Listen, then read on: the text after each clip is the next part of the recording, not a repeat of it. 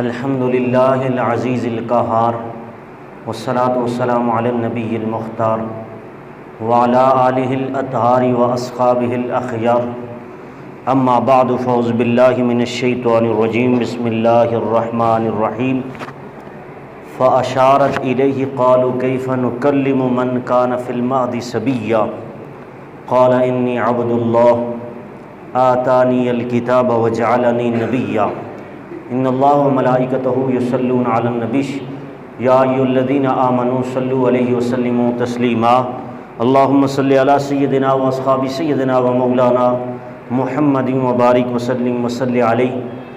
اللہ تبارک تعالی جل جلالہ عما نوالہ وعظم شانہ واتم برہانہ کی حمد و ثنا اور حضور سرور کائنات جناب محمد الرسول اللہ صلی اللہ علیہ وسلم کے دربار گوہر میں ہدیہ درود و سلام عرض کرنے کے بعد نہایت ہی معزز سامعین و ناظرین، اللہ رب العزت کا لاکھ لاکھ شکر ہے کہ اللہ رب العزت نے جمعۃ المبارک کے عظیم اجتماع میں ہم سب کو دوبارہ سعادت نصیب ہو رہی ہے۔ میں دعا کرتا ہوں کہ اللہ رب العزت آج کے اس مقدس اجتماع کے توسل سے ہم سب کی بخشش و مغفرت فرمائے اور گناہوں کا کفارہ بنائے۔ حضرات محترم، گزشتہ جمعۃ المبارک جیسا کہ ہمارا موضوع تھا اصلاحی ایک ٹاپک اعمال کے حوالے سے، تو ہمارا موضوع تھا جب سچائی خود بولے۔ اس حوالے سے آج ہماری دوسری نشست انشاءاللہ آج ہم اس کو اختتام کی طرف لے کے چلیں گے۔ حضرات محترم، گزشتہ جمعۃ المبارک بنی اسرائیل کے ایک نیک متقی عابد کا تذکرہ آپ احباب کے سامنے بیان کیا تھا کہ ایک عورت نے انہیں بدنام کر کے ان کے شہرت جو اسلام کی وجہ سے اللہ رب العزت نے انہیں عزت سے نوازا تھا، اس کو ختم کرنے کے لیے لوگوں نے ایک عورت کا چناؤ کیا تھا۔ تو اس حال میں اللہ رب العزت نے گواہی کس انداز سے دلائی اور سچ کو کس طرح واضح کیا، آج انشاءاللہ سیاستہ سے بخاری شریف جو قرآن کے بعد اصح الکتاب بعد کتاب اللہ، قرآن کے بعد سب سے معتبر کتاب بخاری شریف ہے، سیاستہ کی اور حدیث کی سب سے پہلی کتاب ہے۔ آج اس سے حوالے چند اسی حوالے سے بیان کروں گا کہ جب سچائی خود بولے تو اللہ رب العزت مقام کیا عطا کرتا ہے۔ اس حوالے سے جس کو سید عالم سرور کائنات جناب محمد الرسول اللہ صلی اللہ علیہ وسلم نے صحابہ کرام کے سامنے خود میرے نبی نے تفصیل سے اس واقعے کو، اس بیان کو بیان کیا ہے جو میں آپ احباب کے سامنے بیان کرنے لگا ہوں۔ پہلی امت میں ایک جریح نامی انسان تھا، نام اس کا جریح تھا، اور اس کی بھی عبادت کا بڑا چرچا تھا، اور اس نے اپنی عبادت کا ایک خانہ مقرر رکھا تھا، مسجد بنا کر رکھی تھی، اور اس سے باہر نکلتے تھے، دن رات اس عبادت خانے میں بندگی کرتے رہتے تھے، دن رات اس سے باہر نکلتے ہی نہیں تھے۔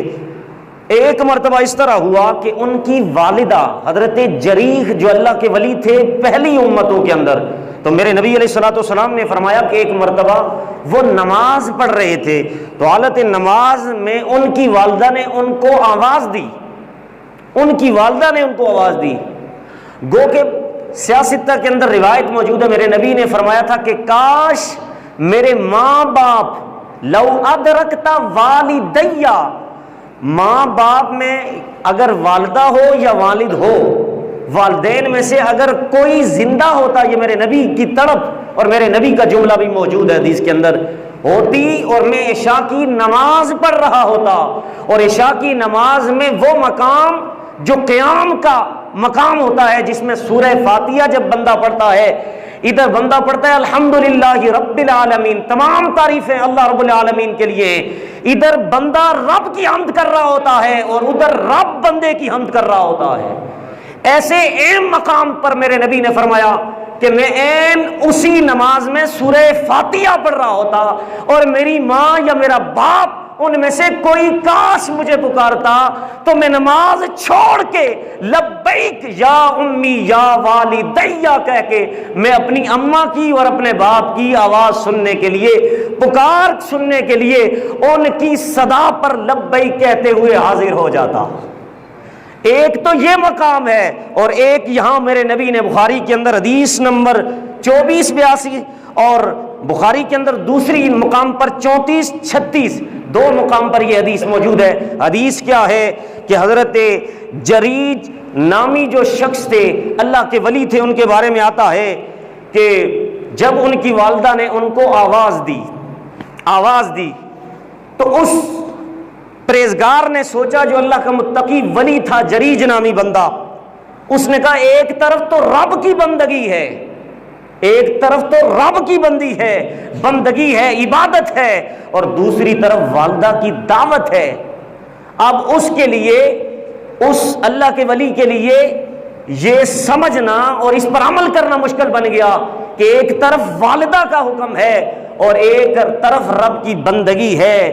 والدہ کا کوئی کام اگر کہنا چاہتی ہے تو اس نے فیصلہ کیا کیا، سنیے، اللہ کی بندگی اس نے کہا نہیں چھوڑوں گا، اللہ کی بندگی نہیں چھوڑوں گا، والدہ کی بات نماز سے فارغ ہونے کے بعد میں سن لوں گا اور پوچھ لوں گا۔ حضرت محترم، جس وقت اس بندے نے نماز کی حالت میں، نماز میں اپنی والدہ توڑ کر والدہ کی بات کو نہ سنا۔ ایک اور بات یہاں پر، ایک مسئلہ سن لیجئے، اگر نفلی نماز آپ پڑھ رہے ہیں اور نفلی نماز میں آپ کے والدین آپ کو پکارتے ہیں تو آپ نماز توڑ سکتے ہیں، آپ نماز توڑ سکتے ہیں اور اپنے والدین کی بات کو سن سکتے ہیں، وہ کوئی کام کہیں کر سکتے ہیں، اور اس کام کے دوران آپ اگر کلام نہ کریں، سلام نہ کریں، تو جہاں سے نماز چھوڑی وہاں سے آپ نماز دوبارہ پڑھ سکتے ہیں۔ یہ اللہ رب العزت نے والدین کو مقام عطا کیا۔ اور اگر فرض نماز ہو تو علماء نے لکھا کہ ماں باپ اگر آپ کو بلائے تو آپ فرض نماز توڑ نہیں سکتے، اور اگر اللہ کا نبی بلائے تو نماز توڑ دیں گے۔ پھر مسئلہ وہی ہوگا جہاں سے آپ نے نماز توڑی۔ اگر قیام میں تھے تو قیام کے بعد 2 گھنٹے 4 گھنٹے نبی کے حکم پر جو بھی کرتے رہے، کرنے کے بعد پھر وہاں سے آ کر قیام میں ہی کھڑے ہو کر تم نے نماز پڑھنا شروع کر دی، دوسری رکعت یا تیسری چھوڑ کے گئے تھے، بقیہ نماز مکمل کریں گے، اللہ رب العزت تمام نماز کا ثواب عطا فرما دے۔ یہ 7 مسئلہ اس لیے بتایا۔ انہوں نے کیا کیا، یہ نفلی بندگی کرنے والے بندے اللہ کی بارگاہ میں پہنچتے ہیں، یہ نفلی عبادت کرنے والے، اور پہلے امتوں میں سے تھے، جریج نام تھا۔ موقف ان کا صحیح تھا کہ اللہ کی بندگی پہلے ہے، اللہ کی بندگی پہلے ہے، اور اس وقت اس میں انتقاء اور انقطاع، قطع کلامی نہیں ہونی چاہیے۔ لیکن ماں کو غصہ آ گیا، ماں کو، آپ کو پتہ ہے والدین بوڑھے ہوتے ہیں، غصہ آ بھی جاتا ہے، کئی آپ نیک کام کرنا بھی چاہتے ہیں، اچھا کام، لیکن پھر بھی ماں باپ آپ کو ٹوکتے رہتے ہیں۔ یہی مسئلہ یہاں تھا۔ انہوں نے غصے کی حالت میں بد دعا دے دی، ان کی والدہ نے بد دعا دے دی۔ بد دعا کیا دی، سنیے، بخاری کے اندر حدیث موجود ہے، میرے نبی نے فرمایا، حضرت جریج کی والدہ نے، جب جریج نے بات نہ سنی، اپنی ماں کی بات کو رد کر دیا اور رب کی بندگی کو قبول کر دیا۔ جب ماں کو غصہ آیا کہ یہ میری بات نہیں سن رہا، ماں نے رب کی بارگاہ میں دعا کی، اللہم لا تمتعہ حتی تریہ وجوہ المومسات، اے اللہ میرا بیٹا اس وقت تک نہ مرے جب تک یہ بد کردار عورت کا چہرہ نہ دیکھ لے۔ یہاں بھی عورت کا مسئلہ تھا، ماں نے کہا اس وقت تک میرے بیٹے کو رب ذوالجلال تو نے موت نہیں عطا کرنی جب تک اس کا کسی بری عورت، بدکار اور زانی عورت کے ساتھ یہ اس کا چہرہ نہ دیکھ لے، یہ اس کے ساتھ غلط کام نہ کر لے۔ دیکھیں مومسات کا لفظ جو ہے یہ عربی کے اندر زانیہ عورت کے لیے استعمال کیا گیا، جو بدکارہ ہو، فاحشہ عورت کو کہتے ہیں۔ تو کہنے لگی، اے اللہ مرنے سے پہلے یہ بد کردار عورتوں کا منہ دیکھے، یہ دعائے نقصان تھی ماں کی طرف سے، جو غصے میں، ایک ماں نے رب کی بارگاہ میں دعا کی، رب نے دعا قبول کر دی۔ وہ الفاظ رب کی بارگاہ میں مقبول ہو گئے، اور یہ عابد اور زاہد بندہ جو جرید نامی بندہ تھا اپنے عبادت خانے میں موجود تھا اور اندر ہی کمرے میں مصروف تھا، بہت سا وقت گزر گیا بہت عرصے کے بعد، مگر جو ماں کے جملے تھے ان کا اثر ابھی باقی تھا۔ ماں کے جو جملے تھے رب کی بارگاہ میں قبول ہو چکے تھے، ان کا اثر ابھی باقی تھا۔ وَقَانَ جُرَيْجٌ فِي صَوْمَعَتِهِ، اور وہ جریج نامی بزرگ اپنے عبادت میں موجود تھا۔ فَتَعَرَّضَتْ لَهُ امْرَأَةٌ، اس کے پڑوس میں ایک عورت رہتی تھی، پڑوس میں ایک عورت رہتی تھی۔ میرے نبی علیہ الصلوۃ والسلام فرماتے ہیں وہ عورت اس کے عبادت خانے میں جانے لگی اور اس میں جا کر اس شخص کو اپنی طرف مائل کرنے لگی۔ وہ عورت اس کی عبادت خانے میں جانے لگی، بد کردار پڑوس میں تھی، میرے نبی نے فرمایا اس کے دروازے پر پہنچ گئی، اپنی طرف اس کو مائل کرنے لگ گئی۔ فَأَبَى فَآتَتْ رَاعِيًا فَأَمْكَنَتْهُ مِن نَفْسِهَا، مگر وہ بلا کر پرہیزگار انسان تھا، وہ متقی انسان تھا، بہت بڑا صوفی تھا، دن رات اللہ کی عبادت اور ریاضت کرنے والا تھا۔ اس نے عورت کی طرف کوئی توجہ نہ کی، عورت نے اپنے آپ کو ایک چرواہا کے آگے پیش کر دیا اور وہ عورت حاملہ ہو گئی، پریگنٹ ہو گئی وہ عورت۔ فَوَلَدَتْ غُلَامًا، وقت معین کے بعد 9 مہینے کے بعد اس کو ایک بچہ پیدا ہوا، وہ بد کردار عورت تھی۔ اب دیکھیے جب لوگوں نے پوچھا کہ اس نے الزام لگا دیا، لوگوں نے اس عورت سے کہا کہ یہ بچہ کدھر سے لایا بغیر شادی کے؟ اس نے کہا جریج نامی جو اللہ کا متقی بندہ ہے، ولی ہے، تم تو کہتے ہو بڑا اللہ کا ولی ہے، بڑا پہنچا ہوا ہے، نہ وہ تو بڑا ظالم ہے، بڑا بدکار ہے، الزام لگا دیا۔ جب لوگوں نے پوچھا جریب سے کہ تو نے اس بچے کو کیسے جنم دیا، اس عورت سے پوچھا تیرا تو کوئی خاوند نہیں، تو بغیر ہسبینڈ کے ہے، تو اس نے کہا یہ جو اس عبادت خانے میں بندہ عبادت کرتا ہے نا ہمارے پڑوس میں، اس کے میرے ساتھ ناجائز تعلقات ہیں اور اس کے نتیجے میں مجھے یہ بچہ پیدا ہوا۔ جس وقت اس عورت نے بول کے یہ الزام لگا دیا، آپ اس وقت کے معاشرے میں اس بات کو محسوس کرتے ہوں گے کہ اگر کوئی نیک آدمی سے کوئی برائی ہو جائے تو اس پر رد عمل بڑا شدید ہوتا ہے، جس طرح مفتی عزیز الرحمان کا دیکھ لیں، مفتی عبدالقوی سے پوچھ لو، یہ بڑے بڑے مفتی کتنے بڑے بدنام ہیں، کرتے تو ہیں غلط کام، ان سے ہوئے ہیں۔ میں آپ کو بتاؤں کہ جہاں پہ مال ہوتا ہے چوری کا وہاں ہی چور آتے ہیں، اور جہاں ایمان نہیں ہوتا، مال نہیں ہوتا، وہاں چوری نہیں ہوتی۔ تو جتنے پڑھے لکھے زیادہ لوگ ہوتے ہیں، متقی ہوتے ہیں، ان پر شیطان زیادہ حملہ کرنے کی کوشش کرتا ہے۔ تو جو ہی اس طرح ہوا کہ اس کا رد عمل بڑا شدید تھا کہ اس ماحول میں بڑا ہی برا انداز ہوتا ہے کہ لوگ دیکھ کر کہتے ہیں کہ کیسا متقی بندہ تھا، ہر طرف شورا ہو جاتا ہے۔ تو لہذا اس عورت نے بول کے کہہ دیا کہ یہ میرا بیٹا جو ہے یہ حرام زادہ ہے، اور اس کی بنیاد یہ ہے کہ میرے اس پرہیزگار بندے نے میرے ساتھ ناجائز تعلقات قائم کیے ہیں، اور اس کے نتیجے میں یہ بچہ مجھے پیدا ہوا۔ لوگوں نے جب اس خاتون کی بات سنی تو انہوں نے کیا کیا؟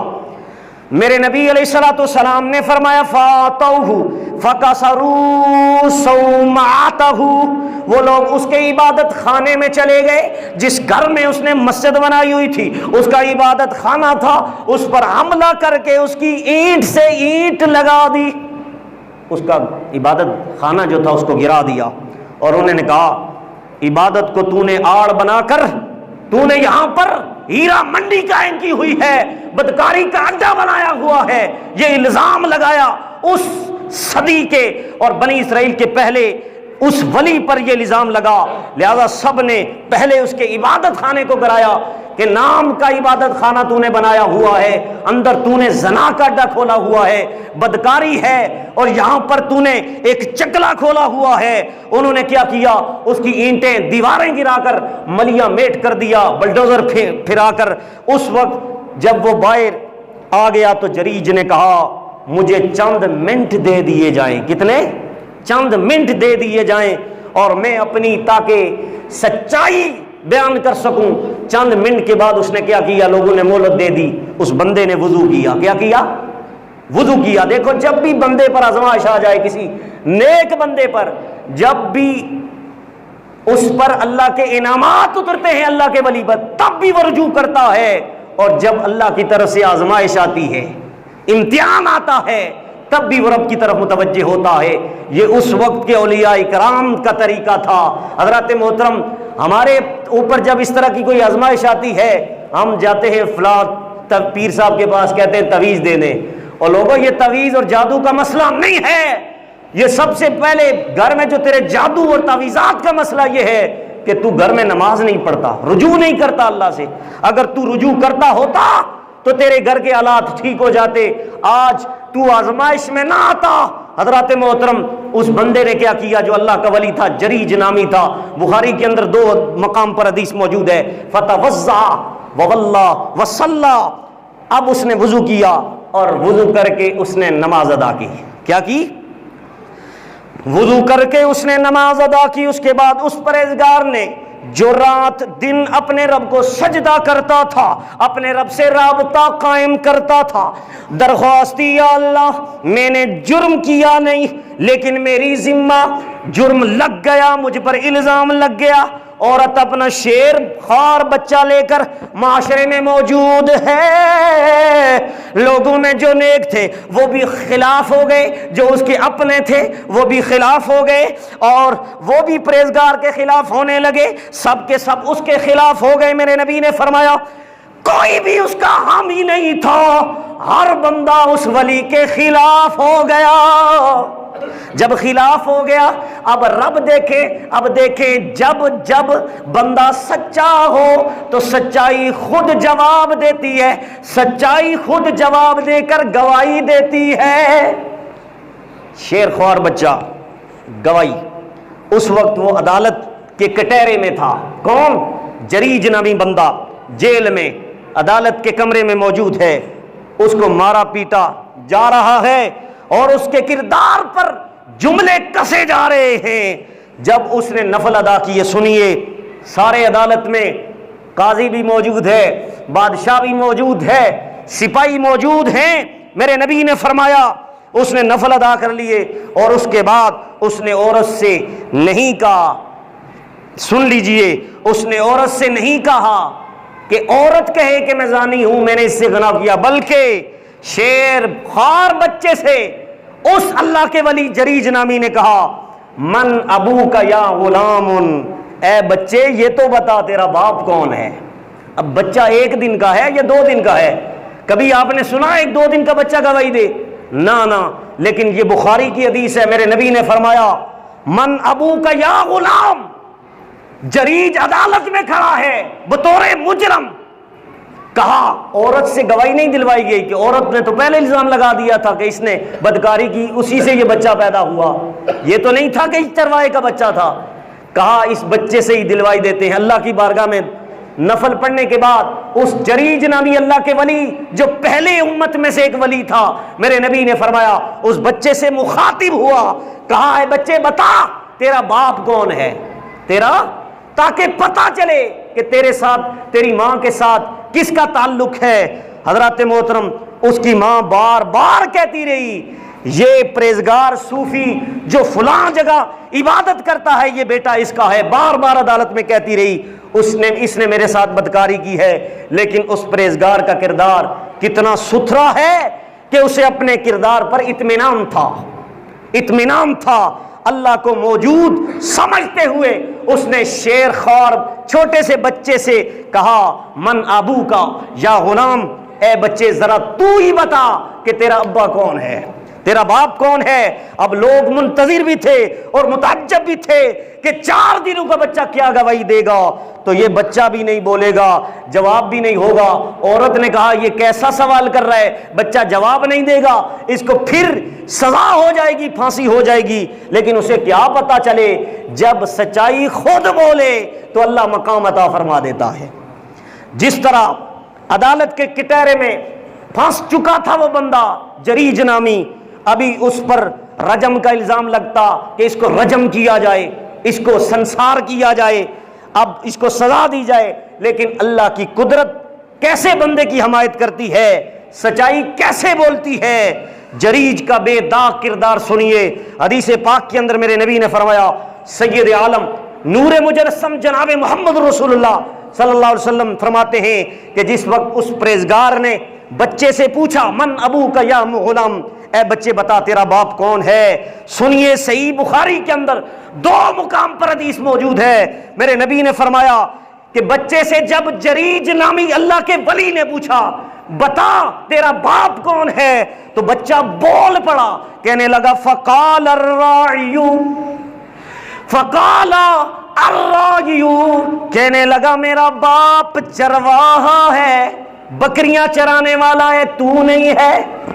پوری عدالت میں جس وقت اس بچے نے کہا کہ تمہارے عبادت خانے کے ساتھ جو چرواہا ہے، تم جہاں عبادت کرتے ہو، وہ چرواہا میرا باپ ہے، اور میری ماں نے اس سے بدکاری کروائی ہے، اور میں اس کے نتیجے میں پیدا ہوا ہوں، تو میرے نبی علیہ الصلوۃ والسلام نے فرما رہے ہیں کہ پنگوڑے میں بولنے والے کئی انداز کے ہوتے ہیں، کہ ایک طرف عیسیٰ علیہ السلام کی والدہ حضرت مریم، وہ اپنے بچے عیسیٰ علیہ السلام سے کہتی ہیں فاشارت الی، وہ پنگوڑے میں جواب دیتے ہیں، اور دوسری طرف پہلے امتوں میں ایک ولی ہوتا ہے، وہ جواب دیتا ہے۔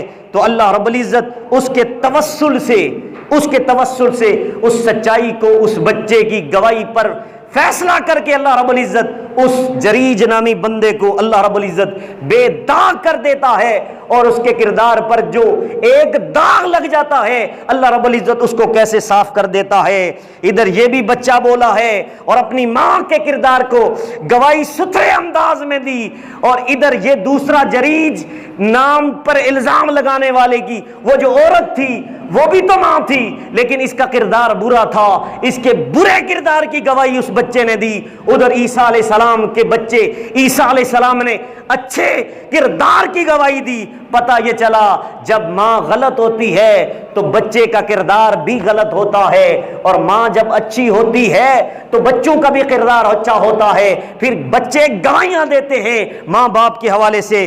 اب سنیے، ایسے ہی بخاری شریف کے اندر ایک اور حدیث سنیے، حدیث نمبر 3835 ہے، یہ میرے نبی علیہ الصلوۃ والسلام کی حدیث سنیے، یہ بھی سیاستہ سے عرض کر رہا ہوں، 3835 نمبر ہے۔ میرے مصطفیٰ کریم علیہ الصلوۃ والسلام کی اہلیہ محترمہ سیدہ عائشہ سلام اللہ علیہ ان کثیرا کثیرا، آپ فرماتی ہیں کہ کیا ہوا، آپ کی ایک سہیلی تھی، حضرت عائشہ صدیقہ کی ایک سہیلی تھی، وہ آپ کے پاس اکثر آتی تھی، اور وہ کالے رنگ کی عورت تھی، رنگ اس کا ذرا سانولا سا تھا، اور حضرت عائشہ صدیقہ کی سہیلی تھی۔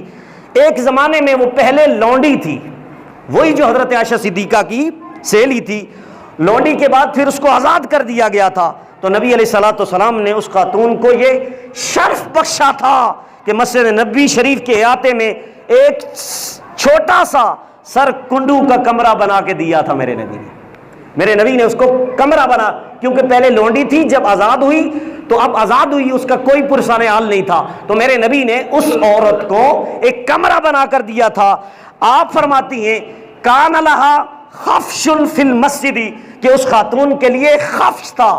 خفش کا مطلب کیا ہے؟ وہ چھوٹا سا کمرہ جو کانٹوں کا بنا ہوا ہوتا ہے، کانٹوں کا بنا ہوا کمرہ ہوتا ہے، سر کنڈو کے بنے ہوئے کمرے میں عبادت کرتی تھی وہ عورت۔ فارغ وقت میں حضرت عائشہ صدیقہ کے پاس آتی، ان کی سہیلی تھی، اور اپنے ماضی کے داستانوں کو اکثر وہ حضرت عائشہ صدیقہ، جس طرح سہیلیاں ہوتی ہیں آپس میں اپنے ماضی کے حالات بیان کرتی رہتی ہیں، تو وہ ان کی سہیلی تھی حضرت عائشہ صدیقہ ام المؤمنین کی، تو وہ اپنی ماضی کے قصے سنایا کرتی تھی۔ تو کہتی تھی جب میں کافرہ تھی، بعد میں مسلمان ہوئی، اور کافرہ تھی اور زر خرید لونڈی تھی، تو کہتی ہیں فیضا فرغتا من حدیثہا، جس وقت اپنی باتیں کر کر کے فارغ ہوتی تو ایک بات آ بھر کے کہتی تھی۔ اکثر وہ اپنی ماضی کی باتیں کرتی تھی، لیکن حضرت عائشہ صدیقہ فرماتی ہیں وہ جو میری سہیلی تھی جسے حضور نے کانٹوں کا کمرہ بنا کے مسجد نبی کے قریب خود دیا تھا، وہ اکثر ایک واقعہ سناتی تھی تو بار بار کہتی تھی وہ واقعہ وہ مجھے اب تک یاد ہے کہ میرے ساتھ ایسا معاملہ ہوا تھا۔ تو اس طرح کی بھر کے وہ ایک بات کیا کرتی تھی، قالت یوم الوشاخ من تعجیب ربنا، وہ کہتی تھی ہار والا دن میرے رب کے عجیب دنوں میں سے ایک دن تھا۔ ہار والا دن میرے رب کے عجیب دنوں میں سے ایک دن تھا، یعنی اسے ہار والی بات ایک کلوز کر کے اس نے ذہن میں رکھی ہوئی تھی، وہ ہار والی بات بڑی عجیب والی بات تھی میری زندگی میں جو گزری۔ تو حضرت عائشہ صدیقہ کہتی ہیں کہ وہ اکثر اس طرح کرتی تھی، الا انہ من بلدۃ الکفر انجانی، مگر اسی دن نے مجھے کفر سے بچا لیا۔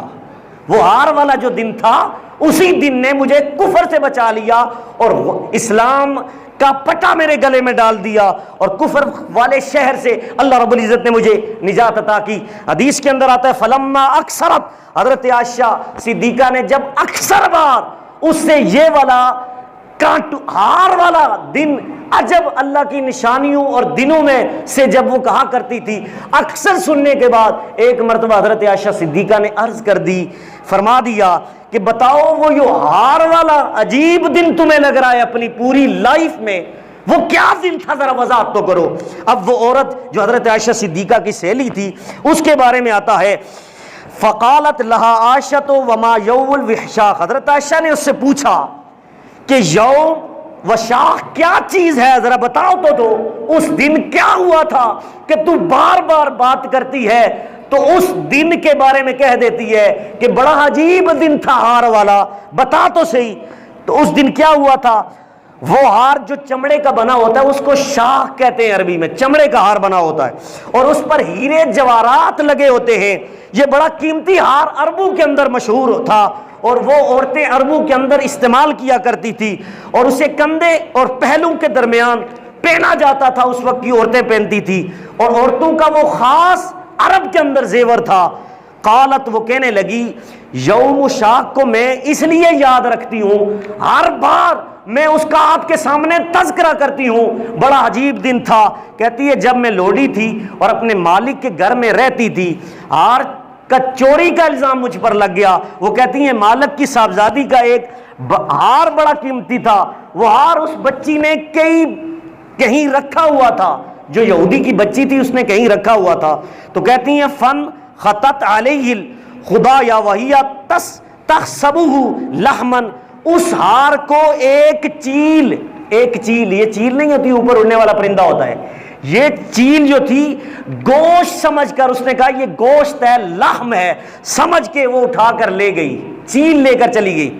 اب یہ گھر میں رہتی تھی، کہتے ہیں وہ حالانکہ بڑا قیمتی ہار تھا۔ یہ عورت کہتی ہے جو حضرت عائشہ صدیقہ کی سہیلی ہے، کہتی ہیں جس یہودی کے ہاں میں لونڈی تھی، اس یہودی کی ایک بچی تھی، اس کا قیمتی ہار تھا اور چیل آئی، اس نے گوشت سمجھ کے وہ ہار جو ہے وہ اٹھا لیا۔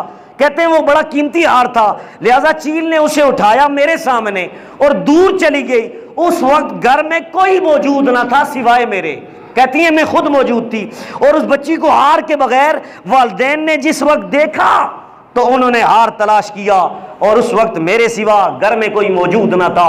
یہ حضرت عائشہ صدیقہ کی سہیلی عرض کرتی ہیں، لہذا مجھ پر الزام آ گیا کہ گھر میں جو ہو، اور گھر سے اگر چوری ہو تو الزام گھر والے پہ لگتا ہے۔ اکثر گھر میں اگر چوری ہو جائے تو بندوں کے ایمان خراب ہو جاتے، فلاں پہ شک آ جاتا ہے، نیک متقی بھی ہو کہتے ہیں اسی نے چوری کیا ہوگا، تو یہ بڑا مسئلہ ہوتا ہے۔ اس دور میں بھی ایسا ہوا، کہتے ہیں میں تو ویسے بھی لونڈی تھی، مجھ پر الزام لگ گیا۔ کہتے ہیں پہلے انہوں نے مجھ پر تہمت لگائی، اور پھر قیمتی ہار تمہارے پاس رکھا ہوا ہے تہمت لگائی۔ فَعَذَّبُونِي بِهِ، پھر انہوں نے مجھے عذاب دینا شروع کر دیا اور مجھ کو خوب مارا پیٹا اور تشدد کیا۔ حتیٰ بلغ من امری انہم طلبوا فی قبولی، حتیٰ کہ انہوں نے تلاشی لینے وقت میرے عضو مخصوص کی بھی تلاشی لی۔ یہ بخاری کے اندر اور حضور خود بیان کر رہے ہیں میرے نبی کہ عضو مخصوص کی بھی تلاشی لی، اس میں کہیں اس نے ہار شاید چھپا نہ رکھا ہو، اس لیے عضو مخصوص کی بھی تلاشی لی۔ سید عائشہ صدیقہ سلام اللہ علیہا انہا فرماتی ہیں کہ وہ عورت اپنے درد بھرا واقعہ جب میرے سامنے میری سہیلی بیان کر رہی تھی، مگر پھر بھی وہ یہ کہتی تھی شکر ہے اللہ کا۔ کیا کہتی تھی؟ اللہ کا شکر ہے، میرے رب کا ایسا واقعہ مجھ سے پیش آیا، مگر اس کی برکت سے رب نے مجھے اسلام کی دولت عطا فرما دی۔ کہتے پہلے میں کافرہ تھی، ایسی صورتحال میں میرے پاس کوئی گواہ نہ تھا کہ میں نے چوری نہیں کی۔ کہتی ہیں ہار کا کوئی سراغ نہیں مل رہا تھا اور مسلسل مجھے مارا جا رہا تھا، پیٹا جا رہا تھا، مجھے اذیت دی جا رہی تھی، مجھے عذاب دیا جا رہا تھا۔ تو دیکھیے قدرت الہیہ کی حمایت کیا ہوتی ہے، جب سچائی خود بولتی ہے تو پھر معاملہ کیا ہوتا ہے۔ اب دیکھنا یہ ہے کہ اللہ کی قدرت اس لڑکی کی حمایت کیسے کرتی ہے۔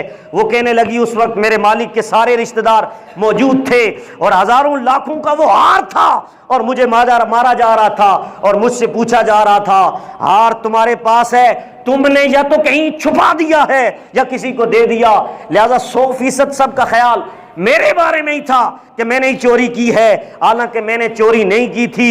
وہ تو چیل اٹھا کے لے گئی تھی، حالانکہ میں نے چوری نہیں کی۔ جب وہ کہتی تھی کہ وہ ہار چیل لے کر چلی گئی، وہ مجھے مزید مارتے تھے کہ تم تو ویسے ڈرامہ کر رہی ہو، چیل کیسے لے کے جاتا، آج تک ہم نے سنا نہیں کہ چیل ہار لے کر چلا جائے۔ یہ میرے نبی خود بیان فرما رہے ہیں، چیل کا اس سے کیا تعلق ہار سے، ہار تو عورتیں چوری کرتی ہیں، چیل نے کون سے گھرے میں، اس طرح کی باتیں کرنے لگے، مذاق اڑانے لگے۔ کہنے لگی انا فی قربی، میں بڑی تکلیف میں تھی، بڑے قرب میں تھی، بڑے پریشانی میں، میں نے چیخ ماری تھی۔ اذا اقبلت الحدایا، اچانک وہ چیل ان لوگوں کے سامنے، اس یہودی اور اس کی بیٹی کے سامنے جن کے گھر میں لونڈی تھی، ان کے سامنے وہ چیل سامنے آ گئی، اڑتی اڑتی، وہ پرندہ چیل اڑتی اڑتی سامنے آ گئی۔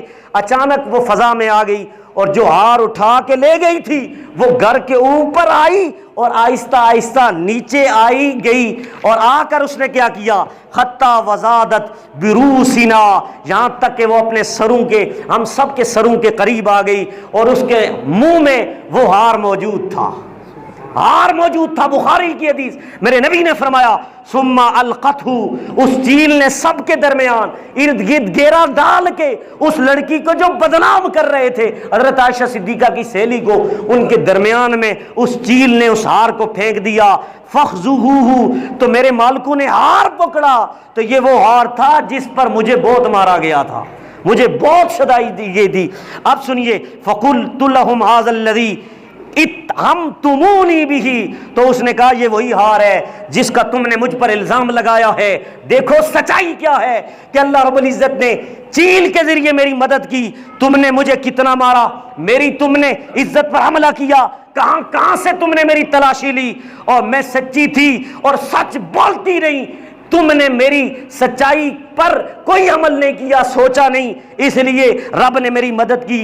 دیکھو وہ سچائی میری ثابت ہو گئی، انا منہ بریتہ، میں اس سے بری ہوں، میں اس سے بری ہوں۔ اب مجھے یقین ہے کہ جس رب نے مجھے سچا کر دکھایا ہے اور میری سچائی کی صداقت کے لیے چیل کو دوبارہ ہمارے گھروں کے اوپر بھیجا ہے، وہ رب سچا ہے، لہذا میں تمہارا دین چھوڑتی ہوں، میں رسول اللہ کا کلمہ پڑھنے لگتی ہوں۔ حضرات محترم، اسی طرح ایک اور واقعہ بھی ہے لیکن وقت اوپر چلا گیا ہے، انشاءاللہ اسی پر ہم اختتام کرتے ہیں۔ نیکسٹ انشاءاللہ زندگی رہی تو اس کو بڑا لمبا ٹاپک ہے، اس پر بات کریں گے۔ اللہ رب العزت ہم سب کو حقائق سمجھنے کی توفیق عطا فرمائے۔ وآخر دعوانا الحمدللہ رب العالمین۔